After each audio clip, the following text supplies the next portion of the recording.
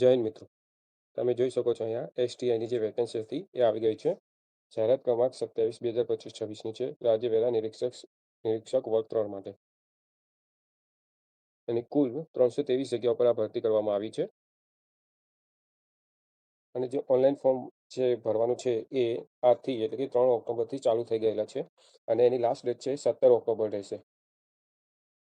એટલે તમારી જોડે ફક્ત 14 દિવસનો ટાઈમ છે. 14 દિવસમાં તમારે આ ફોર્મ ફિલઅપ કરી નાખવાનું રહેશે. બહુ વધુ ટાઈમ આપવામાં આવેલ નથી. આની જે ઓનલાઈન એક્ઝામની જે સંભવિત તારીખ છે એ 4 જાન્યુઆરી રાખવામાં આવેલ છે. અહીંયા તમે જોઈ શકો છો કક્ષાવાર એની વિગત આપવામાં આવી છે કેટલી વેકેન્સી છે. તો ટોટલ 323 જગ્યા છે, જેમાંથી બિન અનામત વર્ગ માટે 139 જગ્યા છે, આર્થિક રીતે નબળા વર્ગો માટે 25, શારીરિક શૈક્ષણિક પછાત વર્ગ માટે 85 અને 85 જગ્યા છે, અનુસૂચિત જાતિ માટે 23 જગ્યા છે અને અનુસૂચિત જનજાતિ માટે 51 જગ્યા છે.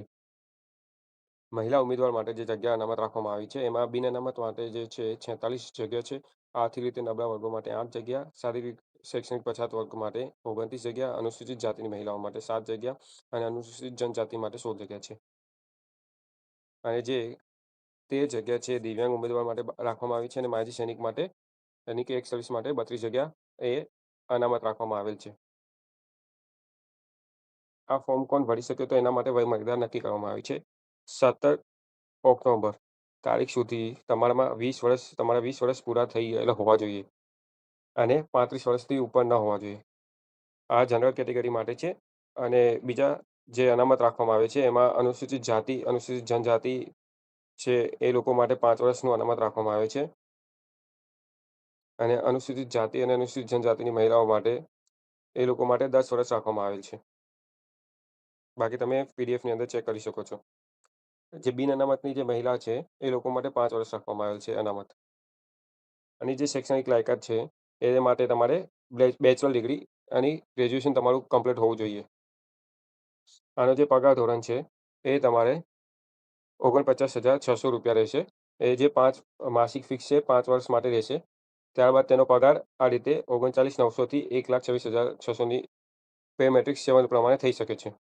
પરીક્ષાની જે રૂપરેખા છે એ તમારી પરીક્ષા છે એ 2 પાર્ટમાં લેવાની છે, preliminary exam and men's exam. એટલે કે પ્રાથમિક કસોટી અને મુખ્ય લેખિત એક્ઝામ.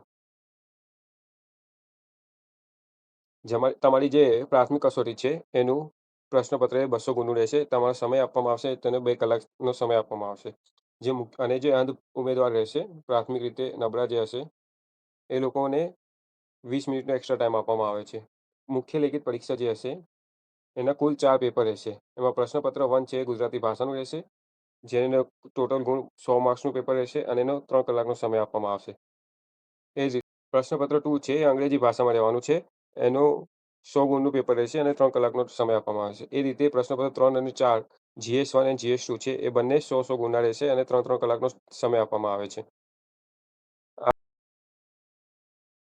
આ ફોર્મ ફિલઅપ કરવા માટે જે ફી રાખવામાં આવી છે એ બિન અનામત વર્ગના ઉમેદવાર છે જે મહિલા સિવાય એ લોકો માટે 500 રૂપિયા ફી રાખવામાં આવી છે કન્સર્ટ ડિપોઝિટ.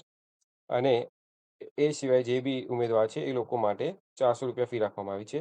આ ફી તમે એક્ઝામમાં પ્રેઝન્ટ રહેજો એટલે તમને રિફંડ મળી જશે.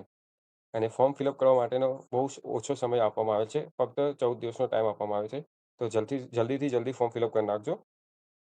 Thanks for watching. જય હિન્દ.